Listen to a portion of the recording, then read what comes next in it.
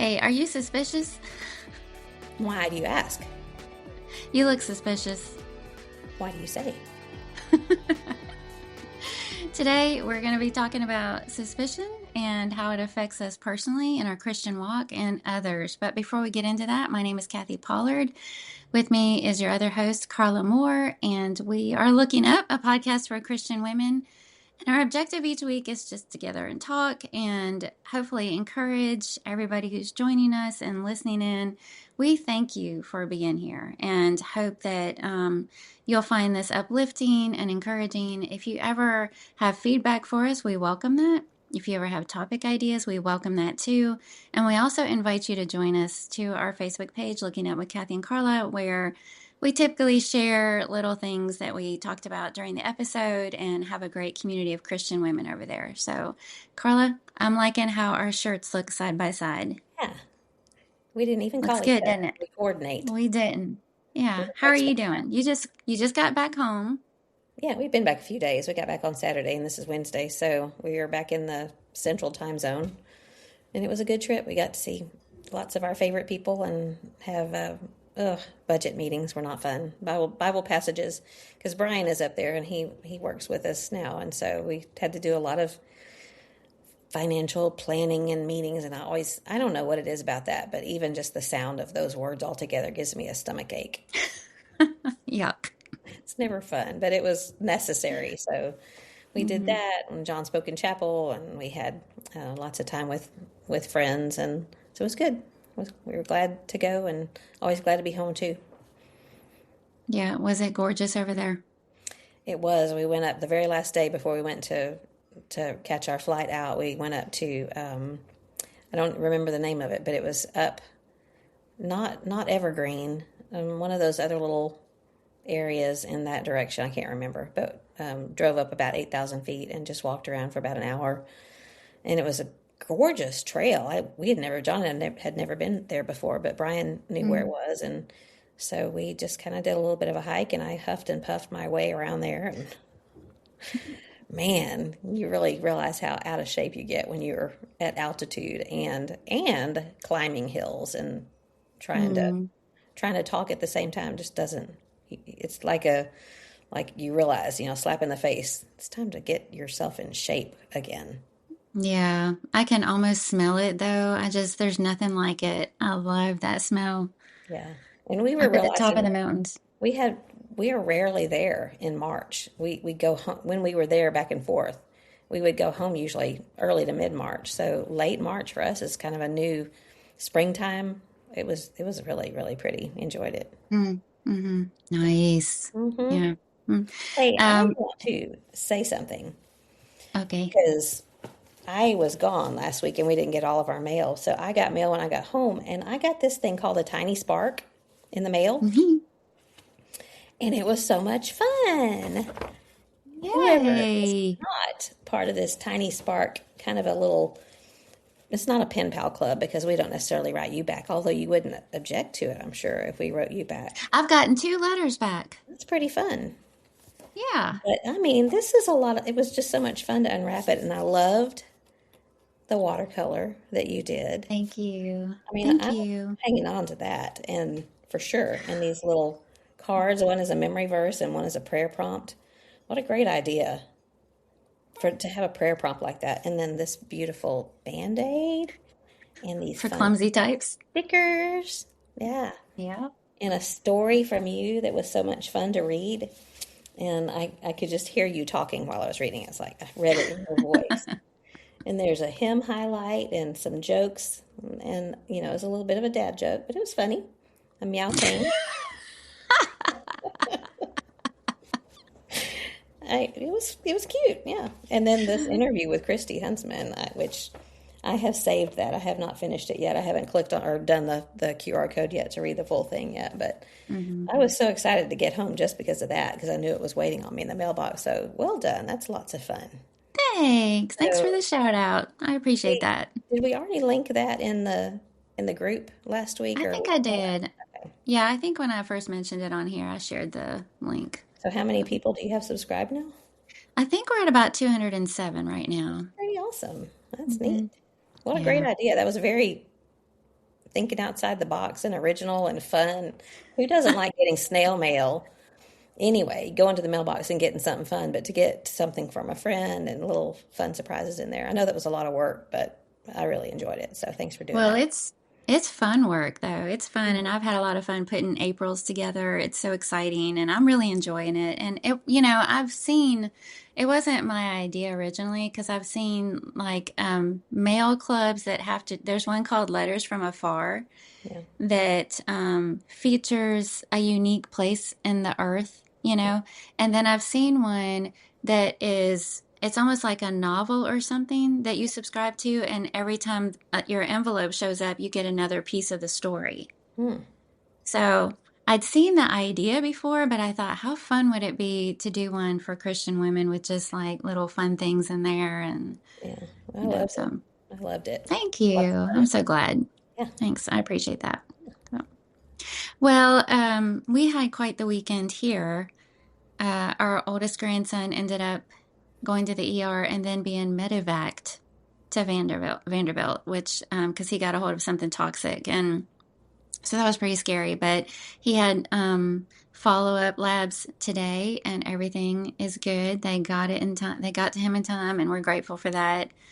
And then also Neil had a gnarly case of bursitis that turned to cellulitis in his knee. So he has been He's laid up. down and out. He is down for the count. And that's not And normal for him at all, is that it? is, I think the worst part of it for him is not being able to run because I can't even remember. I mean, like COVID doesn't keep him from running. He Mhm. just, no matter what, he's going to run, but he literally cannot run. And so, um, finally, yesterday was the first day that he actually stayed home to keep his leg elevated like he was supposed to from the beginning. And it's actually made a difference, but he was not a very cheerful patient. He was like, "Ah, this is for the birds." Yeah. Just absolutely not it is not Mhm. him. He doesn't enjoy that very much, See, and I'm but it thinking looks like he's on the mend. if something was wrong with me, I'm like, "Phew, this means I don't have to run. Exactly. Not that I run anyway. Yeah, exactly. So, but it was so our week, like everything just this whole week did not go at all according to plan, and that's fine. I just want everybody that I love to be okay. Sure. But Well, did anyway, Rich, was he feeling okay? Like, was he even able to maybe enjoy that medevac, or was he miserable? I don't know about that part. I just I don't think know. for a 3-year-old, We he might have been yeah, pretty bad. I know that Emily got to hop in the helicopter with him, and Carl had to follow. Hmm. And I assumed that we would be keeping their other kids, but they were already with some friends of theirs for some reason. I don't know why. And their dad is a firefighter, and he had heard what was going on, and he was like, "Just leave them here; they're fine." Hmm. And then on Sunday, after Neil went ahead and preached, and we kind of assumed we'd either be heading to Nashville or going to pick up their kids. We weren't sure how the afternoon was going to play out, but um, pretty right away after worship, we heard they're going to discharge us soon. We're about to be discharged. Now, it ended up taking longer than we thought, Yeah. but it just, they really know what they're doing at Vanderbilt, and they got him on the IV. He was actually treated locally and then again at Vanderbilt, and I think that helped it. You know, it was really scary. It was really scary. I'm trying to protect their privacy, and not give away Sure. too many Yeah. details, but it was Mhm. an Yeah, eventful week. So it sounded scary. Well, I wanted to mention another thing if you're done with that. yeah, hmm, So, my friend Evelyn Alexander sent this to me, that's and beautiful. it's the Pocket Bible devotional for women, and it's I haven't gotten into it very much yet because it just came a couple of days ago. Evelyn, I know she listens to the podcast, so hello, Evelyn, and she's just a dear woman. She's been on 2 different trips with us, and she lives in North Carolina, in Cary, North Carolina, and I just wanted to say thanks, Evelyn, and give her a little shout out because I know that she enjoys the podcast, but um, she's just such an encouragement. She's one of those people that she'll always sign her letters, love and hugs, Evelyn, and I can just hear her saying it. So she's one of those Oh, people that I always think I want to be like her when I get older. So thanks, Evelyn. very sweet. Yeah. Very sweet. Yeah. Well, speaking of listeners, I got a message from somebody yesterday. Beth Burmeister messaged me and said that she's doing your scripture reading. And at the same time, she's also reading through the chronological Bible, Mhm. which she heard me talk about on here. And she said yesterday, which at the time of this recording was March 31st, the verses were the same. Whoa. Yeah. So she showed Crazy. me a pic. I'll share it in the group. She sent a picture of the verses that she wrote for your scripture writing, and then she highlighted the verses that she was reading for that day's chronological reading, and were the exact same thing. Wow. Yeah. What? So Yeah. it was First Samuel 17 verses 40 and following. Is that not cool? So funny. Wanted to mention if you're done with that, I found some fun things at the thrift store. Have you ever seen Jim Shore stuff? I know, those are I adorable. love Jim Shore, and it's their wooden, just little figurines. And I don't do Wait, a let whole me. lot of. They're caroling. Can you see? Is It he looks like he's throwing American up. or something else? Is he American? Yeah, he's American. It's Jim Okay. Shore. Yeah, I don't know who So that is. he does a lot of different holidays and things. This happens to be Christmas, and like I said, I don't collect a whole lot of little tchotchkes, but I just love the colors. And I Hmm. found this. They were $4.99 each, and it was Senior Citizen Day. You qualify? So 55 at Goodwill. If you're 55, you qualify. Really? Yeah. So I got both of them for like $7. So that's my thrifting find for the week. Let me get this straight. I have a friend who's senior citizen. Uh, And you're not far behind, Missy. I'm not. Yeah, you're about there. In fact, Wow. isn't that next month No, or not the month after 55. next? I'll be 54 Oh, in May. okay. Well, you have a whole year to go then Yeah, before you can haha. get your senior citizen discount at Goodwill. I think there's a lot of things that open up at 55. In fact, maybe that's something we should put out in the group next week and see what all discounts can you get where Yeah. when you're 55. I can't remember if I mentioned on here or not, but recently Neil was driving back from a trip and he drove by one of those senior living community, like the neighborhood, the no children allowed kind of neighborhoods Yeah. that you live in. And he said, I qualify for that community because it said for residents 55 and up. Yeah. Welcome to the club. Yeah. It's Ah, not bad so ah, far. time to party. All the fun things are starting to come our way. Senior citizen communities. That's right. Oh, We wow. had the only other thing, I was two other things. We are literally, today is the day we were going to get home from Israel. So Oh. man, like it was a whole month. We were going to be there almost an entire month. And it Yeah. feels like it's been a long time since we were talking about leaving. And all of this time Hmm. we would have been in Israel. So for some Wow. reason in my calendar, I still have these things popping up telling me that your flight departs at 4:30 a.m. And Oh. so I think we would be getting home in about an hour from now. So, whew, Mm. glad Well, I'm glad things sorry worked it out turned both out of the them. way it did, but I'd Yeah, rather you be safe. for sure. And the only Yeah. other thing I was going to mention is that we tried Peruvian food last week in Denver. Have you ever had Peruvian food? No, that I doesn't don't. sound very likely of me. It was because I wasn't given a choice. I And bet it it was was good. good. It was good. It was kind of a mixture of Asian and Mexican, and I don't know. It had all those different flavors. It was spicy. Brian ordered fried plantain, and I can't remember some kind of meat. It kind of looked like beef and broccoli. That's what it Is this looked that like. place north of the The Red school? Llama. It Huh? was. It was in. No, it was the name of it's Red Llama, and it Oh, was I haven't in. been there. I can't remember the name of the community, but it wasn't in anywhere near the school. I haven't heard of that one yet. Yeah. And John had. Oh, I should have remembered to look it up, but it was good. I had like Hmm. a roasted chicken and potatoes, and they had all these little sauces to dip in, and it was. And then we had some churros for dessert, and they were really good. Yum. So anyway, if you're anywhere near the Red Llama in Colorado, I I like shot the the name. That's river. cute. Yeah, it That's was really very cute. authentically decorated. So give it a Yeah. try.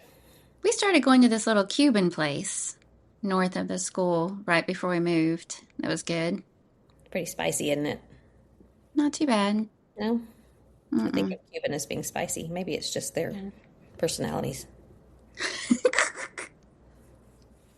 I don't know if I like this side by side because I can't take a drink of my drink without anybody seeing me. I know. So in the last episode, you had me bawling through the whole thing. And then afterwards, you followed up with a text, "Hey, it's side by side." And I thought, oh Great. no, of all times. We've been trying to, and it was the one time that you spent your time crying through it.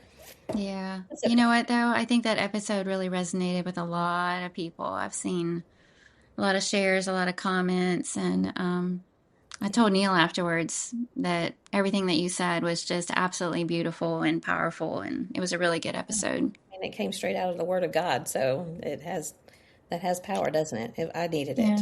I needed to think yeah, about it and focus on it myself. yeah. It was good. It was good. All right. Anything else before we hop Mm, in? I have an invalid upstairs, so I have to.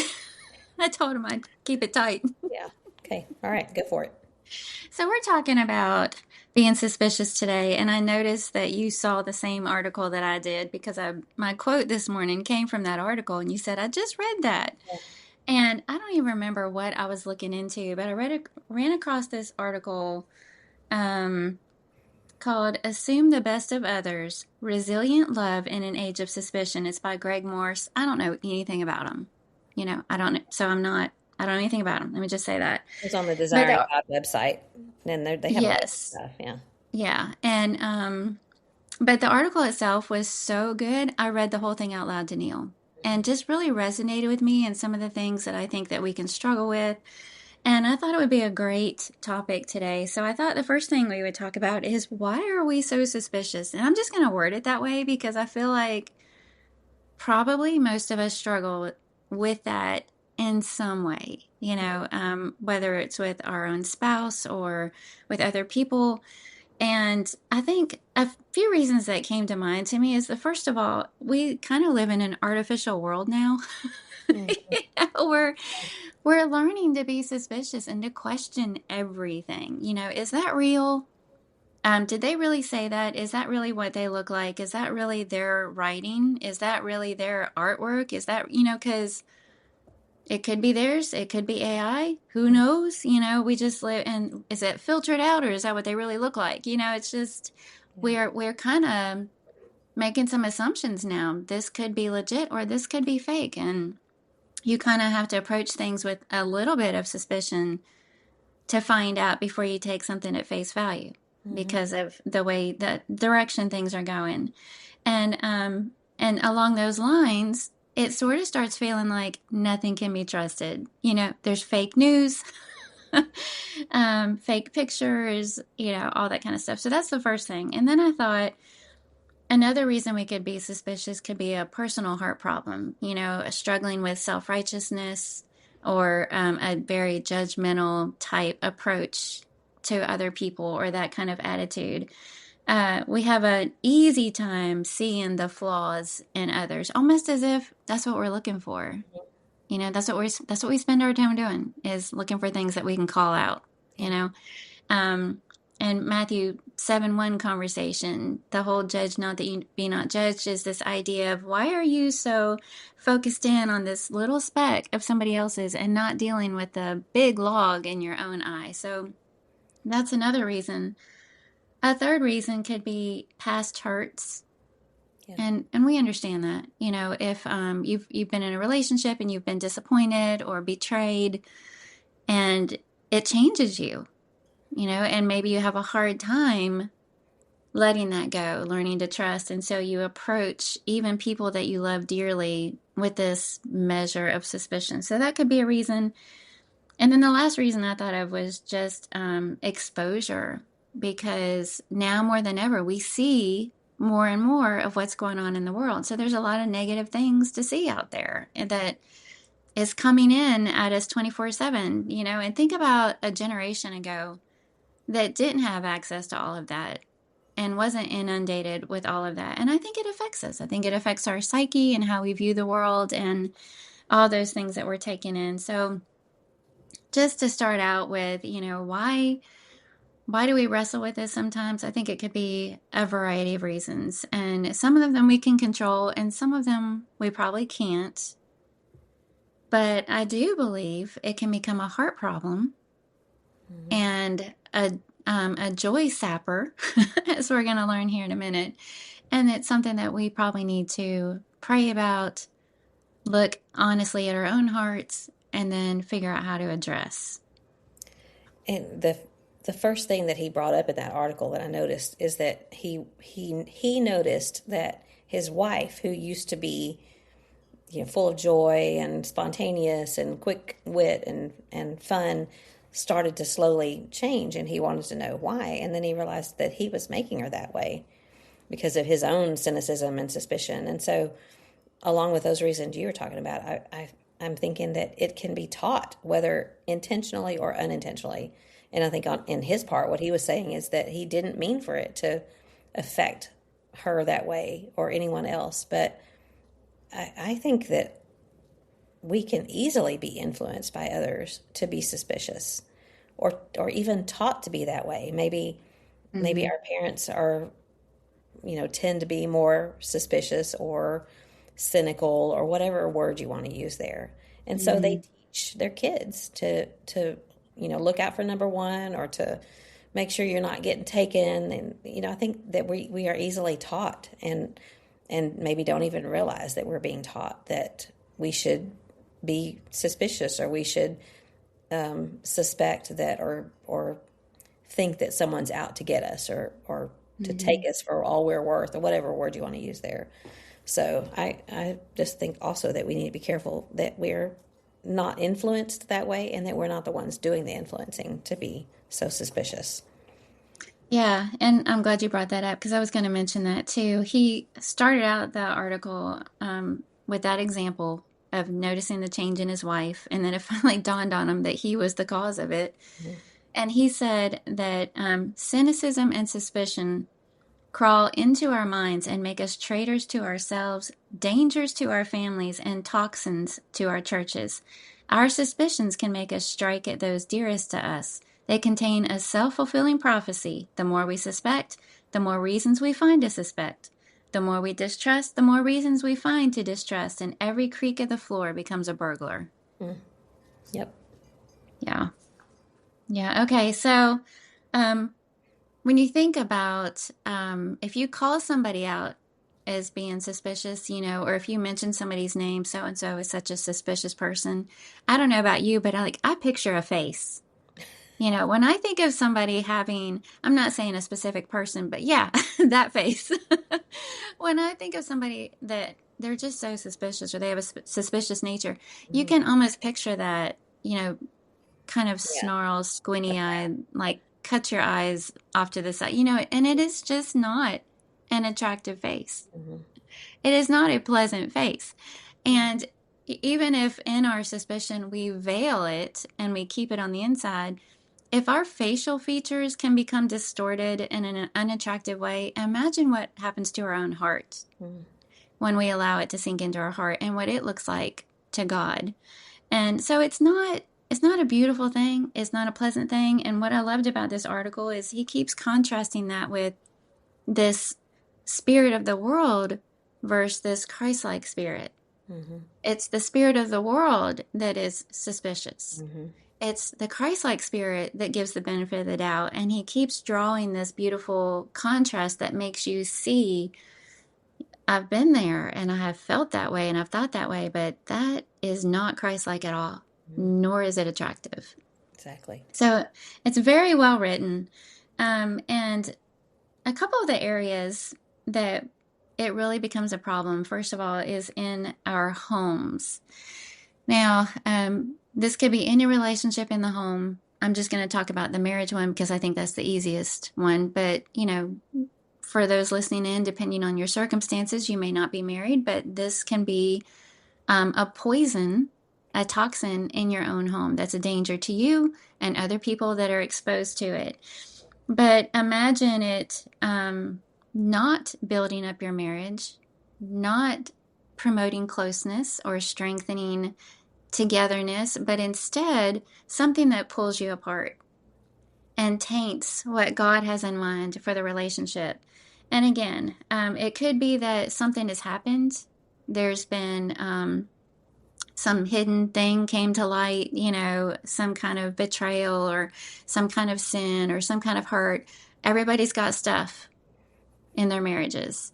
And so if you have chosen to forgive, which we're supposed to do, and move on, then the choice becomes ours of how we're going to proceed from there, how we're going to treat our spouse. And again, I don't want to get bogged down into the whole conversation of, blind trust or, this is not what this episode is about. It's about suspicion, and that's our part. And, how it hurts our relationship.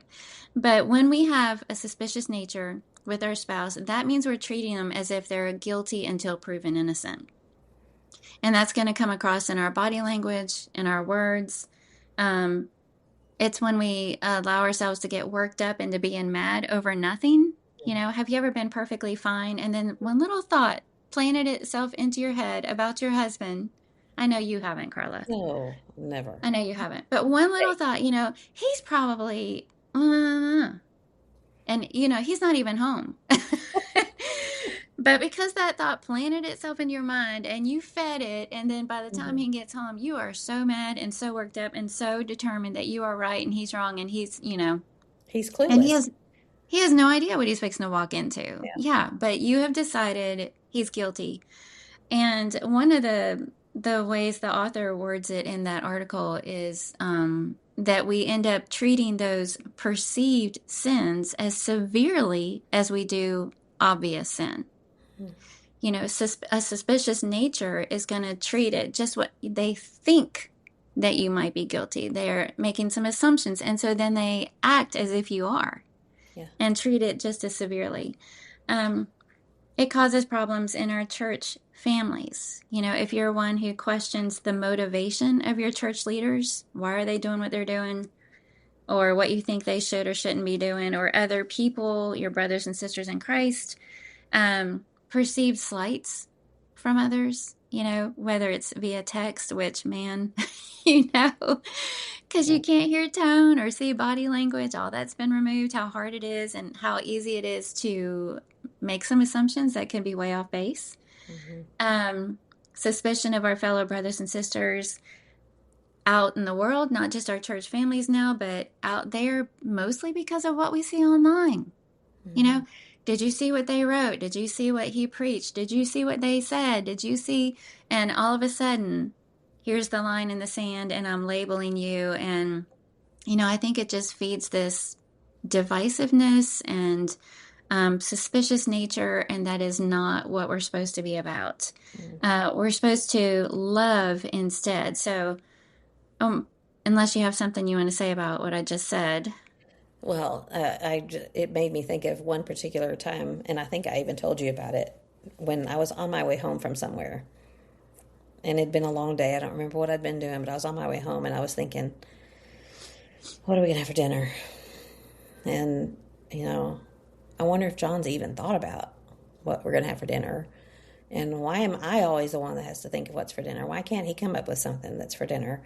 And I bet he hasn't even thought about it. And it would have been so easy for him to stop and get a rotisserie chicken. And why didn't he do that? And I was literally, by the time I recognized what was happening about 10 minutes from home, and I started mentally shaking myself. But that seed, I'd already planted that seed, not trusting him, or being suspicious of him. And I know there's more to it than that. But I worked myself up, and I was furious when I got home. Even though I realized what was happening, it was like I had lost control of my sanity. But I don't know. There was one other thing that I thought of when you were talking about that saying, to search your own heart, what paineth thee in others in thine own self may be. Mm-hmm. And so suspicion, there's another thing that I think of is, you can't kid a kidder, and how Mm-hmm. people who are always joking, you can't really pull a joke over on them because they're always assuming that you're joking. And so if you're a suspicious person, then you are suspicious that someone else is suspicious of you, and it's just like it's a vicious cycle that we have to be aware of. And so I'm glad you're talking about this, because I think a lot of us are just not even aware that this is a problem. It's just one of those things that maybe it kind of flies under the radar of character flaws that we have. So it's a good thing to be aware of.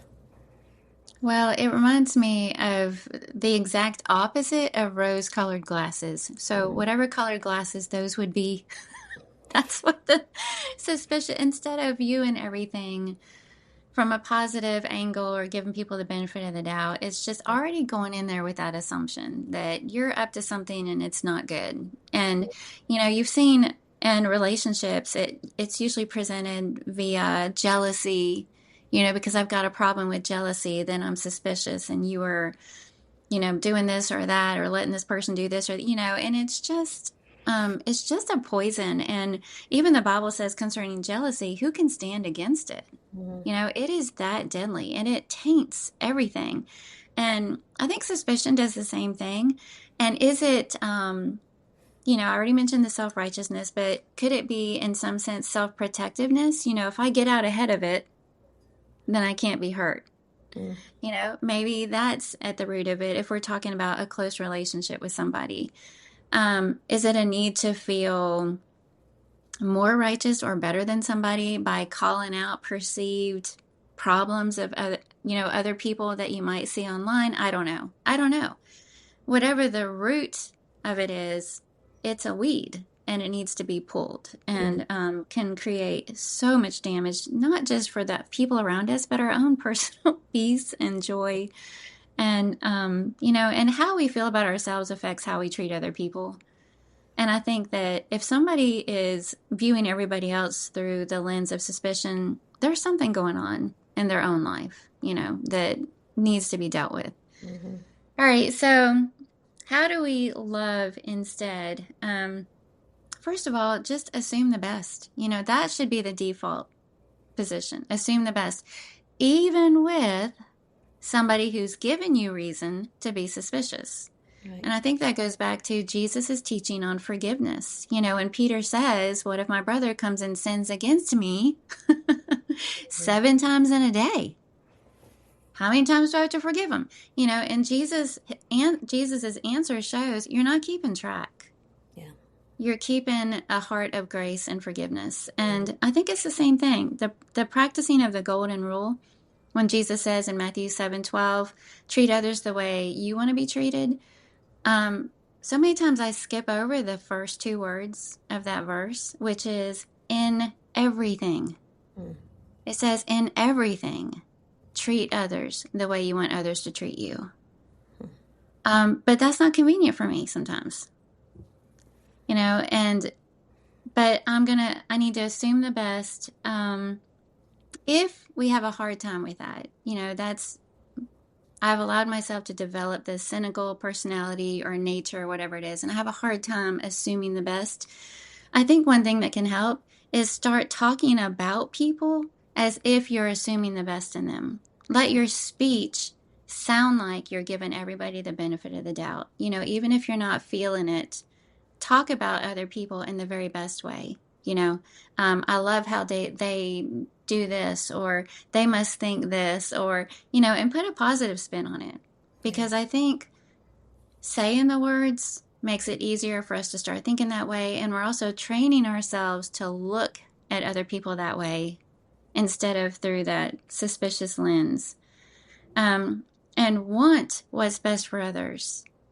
If we have that Philippians 2 others first mindset and we want what's best for others, we're not going to be suspicious. Think about parents with their kids. We want what's best for our kids, and sometimes that means we have a hard time seeing things we need to see Because no, they wouldn't do that. There must be a reason. Surely they were just, and we come up with all these reasons and explanations and excuses because we love them so much and we want what's best for them and we're willing to give them the benefit of the doubt until we absolutely can't anymore. Mm-hmm. And really, that's how it should be with everybody. You know, we should want what's best for them to the point that we have to be extremely convinced to believe otherwise. Yeah. And yeah, I'm sure that's not natural, but Mm-mm. that's the Christ-like way. That's the spirit of Christ. You Were were you gonna talking say about something? rose-colored glasses. I'm thinking that maybe the opposite is blinders. You have on blinders, and Yeah. how if you have on the kind of blinders, the suspicious blinders, then you don't see any of the good. All you're looking for is the negative, or what to be cynical about, or what's how somebody's been out to get you. But on the other hand, they can also have blinders on to not see the bad. Maybe you have blinders Mhm. on to block out all of the bad, and you just see the good. And you know, we're human, so we're Mhm. not going to be able to see all of the good all of the time. We can train our minds to work on it, but it's a pretty tall order to think that we can block out all of the negative and to to always uh, to always see the good and the best in people. But it's something that we can aspire to do and work on and do our best to be better at. Yes, absolutely. And I've kind of debated whether or not to bring this up, but I'm going to go ahead. Sometimes we get put in a position where we're exposed to Christians more than we used to be. Maybe it's a job, we go into ministry. Maybe we go into a business that has us dealing with other people in a business relationship who are Christians. Um, I think about preaching school environments, or whatever situation you're put into, where all of a sudden you get a peek behind the curtain, if you will.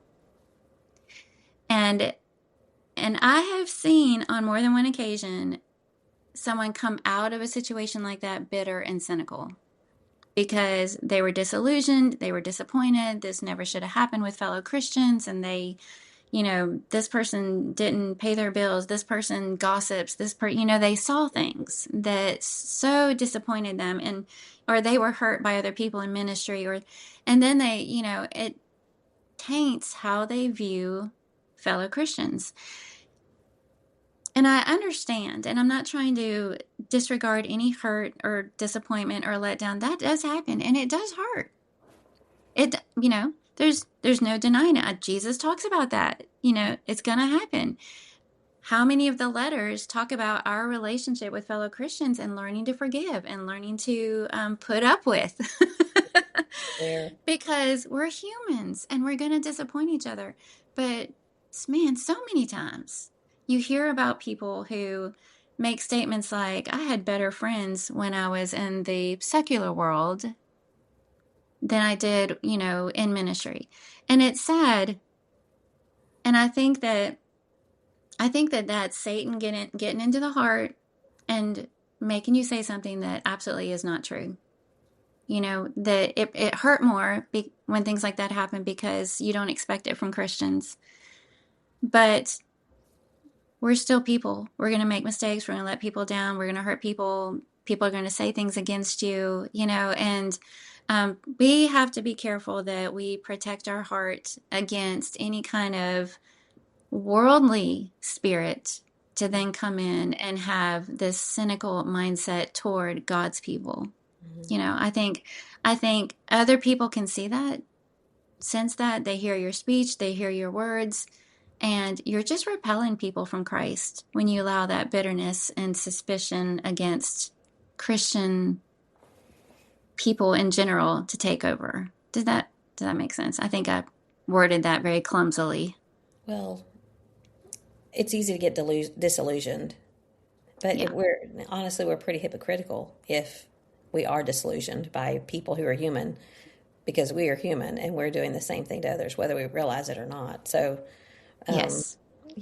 I think it's something to aspire to not be that way, but we're going to fail because we're human. Yeah. Yeah. Exactly. Exactly.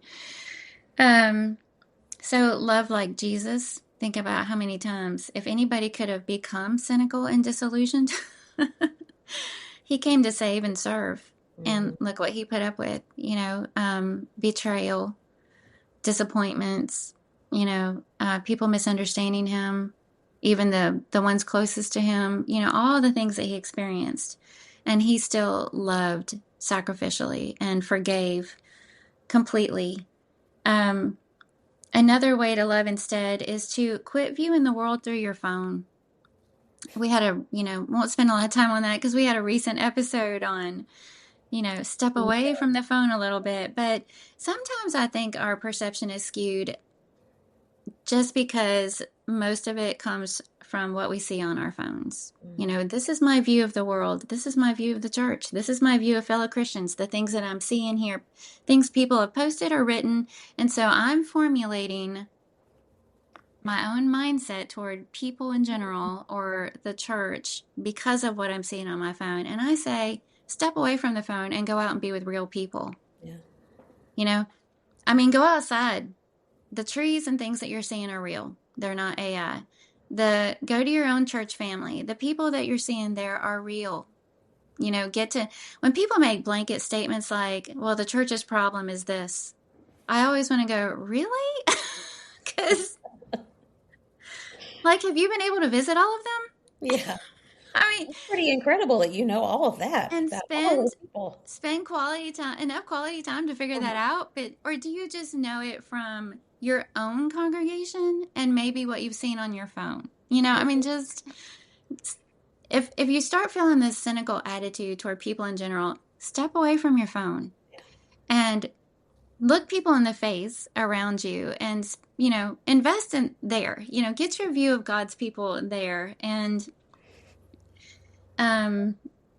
worry about your own church family. And if it is a problem in your own church family, well, you're a part of that church family. So that means you can contribute to fellowship and unity and warmth and all the things that should be a part of it. So quit viewing the world through your phone, I think will help. And then shut down gossip was the last one that I had. And because you had mentioned already that this is something that we can so easily pick up from other people. Do the conversations in your circle involve questioning the motives or actions of other people? Mm-hmm. And so conversations that hint at, maybe it's not out and out said, but enough hints are dropped that some suspicion is there and questioning the actions or motives of others. Well, either walk away from it or turn that conversation around, and say something positive about the victim there. Leviticus 19:16, God said to his people, you shall not go around as a slanderer among your people. And I just think about how easy it is to do that, in our little groups. We also know that God hates it because it's in that list in Proverbs 6. Mm-hmm. I think a couple of things kind of hint at this very thing when it talks about a false witness who spreads lies. And another one is one who sows discord among brethren. And do we not see that with suspicions, aspersions, the labeling? It's causing discord. Mm-hmm. And Jesus prayed for unity right before he went to the cross. This breaks his heart. Yeah. Breaks his heart. We have to nip it in the bud. We should have no part of it whatsoever. Do not engage. Do not give whoever is doing it an audience. Yeah. How do you do that? I mean, I've seen some people do it before where they kindly will say, hold on, I just really rather not be part of that. But for those of us who are, I have a hard, that to me is a little bit confrontational, even though it's very kind. Mm-hmm. So I have a hard time with this. I have a hard time shutting it down. Mm-hmm. And what I want to do is just turn around and walk away, but that's rude. I mean, it's non-confrontational in a way, but at the same time it is. So how do you shut that down? And maybe I should have asked you that before you started recording to be Are you prepared. talking about in conversation with someone? Yeah. I think you could, they're not, whoever is leading that conversation, you could insert something positive and do it in a gracious, non-obnoxious way. Mm-hmm. You don't have to appear self-righteous about it, but right. You could gently insert something into the conversation that either changes the direction of the conversation or hints enough at, well, that's not really a quite fair thing to say about somebody else, that done graciously enough gives them the opportunity to Yeah. catch themselves. You don't have to, I don't think you have to make a thing out of it unless they're just not picking up the hint. And then I would just walk away. It may be rude, but do you want to be a part of that? No, no. You know, and And if that's it's something that we're seeing online, walk away. Don't give them an audience. Don't engage. Unfollow if you have to. yeah. My dad would say you don't have to go, you don't have to attend every fight you're invited to. Yeah. And I can do that online. Like if it's a conversation, a text or an email or a message, whatever, I can turn it around and say, what, can you look at it this way? It's just harder for me to do in person. And I need to be better about it because, we don't need to be involved in that. I just need to be able to say, I'm not comfortable with this or whatever it is. I Mhm. need ways to escape that because I don't want to be part of it. I would just come up with some excuse. If they're casting some kind of shade on someone's character or actions or whatever, say, yeah, I know they've had a rough week, Yeah. and then change the subject. Hmm. And that way you're not going, why are you talking about them? But just Yeah. insert a little, yeah, I think I've heard that she hasn't been sleeping well, and then just move on. Just you can do it in a way that's not. I have once or twice when my dander was raised about something, I was proud of myself. I thought anyway. When someone said something about someone, I said, "Well, how did they respond when you went and talked to them?" Hmm. Because I mean, that's what they're supposed to do. And Yeah. most they're gonna, well, I haven't talked to them. Anyway, I think I'm chasing a rabbit. Sorry, but Yeah. No, it's a good question. It's a good question. I think you got to get into the nitty gritty. You can't just say, here's what to do. Well, yeah, yeah, okay. How? how? Yeah, How do we do oh, that help me, exactly? help me, help me. Yeah. And then I was just gonna share a couple more things that was highlighted in this article. And he talks about how we struggle with this when we have the mindset of we're more bothered about other people's perceived sins against us than our own sins against a holy God. Yeah. And so that's what we're looking for, you know. We're looking at everybody else Hmm. instead of leaving them to the creator and instead of worrying about our own heart. He said, the spirit of the age assumes the worst of a neighbor's confusing comment, but the spirit of a Christian assumes the reasonable best, interpreting the neighbor how they want to be interpreted. The spirit of the flesh is wronged by a church member and gossips or comments passive aggressively online. But the spirit of a Christian checks for logs in his own eye. Um, he talks about suspicion choking out laughter, and distrust destroys friendships. And that one of the lines that he made was that if we're more Christ like in spirit, we are absolutely going to glow because we do live in a cynical world. I mean, we can see that. And that's why we have to fight it because it's all around us. And so when we do fight it and we have a Christ like spirit instead, we're going to glow. We're going to stand out and we're going to be shining the light for Christ. He shared a Charles Spurgeon quote. It would be better to be deceived 100 times than to live a life of suspicion. Mm. And then the article author said, doesn't this strike you as true? Better to miss the possible offense in an email, the possible insult in someone's actions, the possible slight in the text. But more often than not, it's better to overlook. And then he gives like possible insensitivity, sexism, racism, rudeness, whatever. Even where it could exist. Where sin is apparent, things may change, but suspicion would have us confront possible sins with the same severity as obvious ones. Um, and then he said, we really have been freed by Christ to hope the best and assume the best of others' intentions and to leave the secret sins of others to their Creator.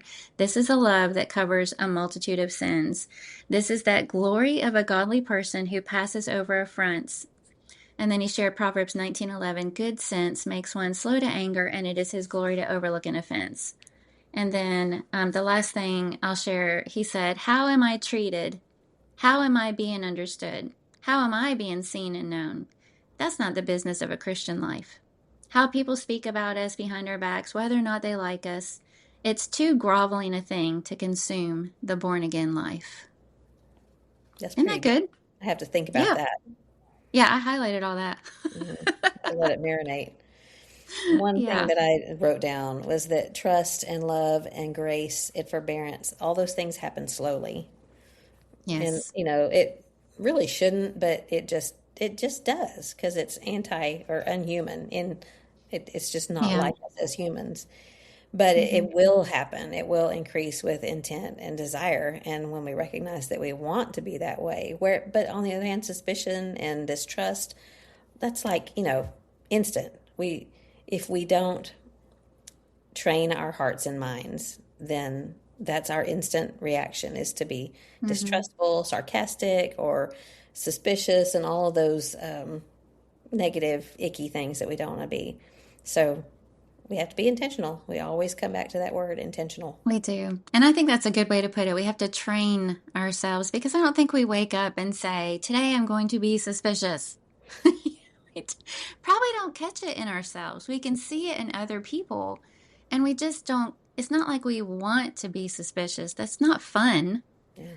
but we can so easily be suspicious, and it's not right. So just having a conversation about it so we can be more aware, catch ourselves, ask your friends to help you, Mhm. that you'll help catch each other when you start sounding cynical, especially about fellow Christians or your spouse. If you're having a problem being suspicious of your spouse, don't hang around people that talk bad about their spouse. There are things that we can do to kind of help train having more of a Christ like spirit instead of a worldly spirit along Absolutely. these lines. Yeah. Love it. All right. You want to try? Anything else before we shift gears a little bit? That's No? all. All right. What are you guys doing about dinner? It's Wednesday, but, Yeah. and I meant to share last week, and we ran out of time, so I'm going to share it this week. I have it in my fridge. We're not going to have it tonight. We'll have it tomorrow. It's the London broil recipe that Brian and Shannon made for us last week, and they got the recipe from Bon Appetit magazine.